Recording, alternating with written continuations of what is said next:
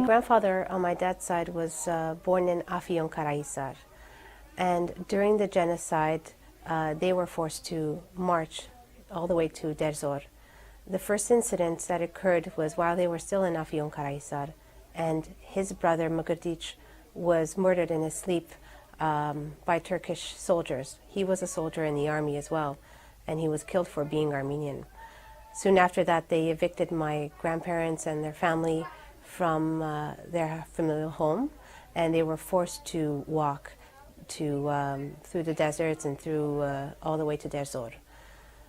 During that journey, my great-grandfather died on the shores of the Euphrates River, and about 3 days later, my great-grandmother passed away as well.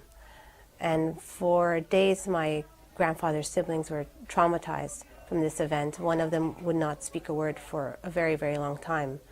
And the other one, while they were crossing the Euphrates River, was burdened with a lot of heavy objects.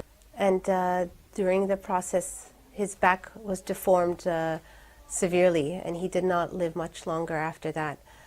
Somehow my grandfather and his siblings did make it to Derzor, where they buried their parents, and they stayed there for quite a while until they decided to move back home.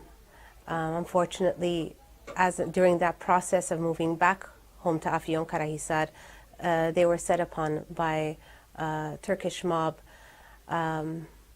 Luckily, they survived, and they made their way back and eventually moved to Lebanon.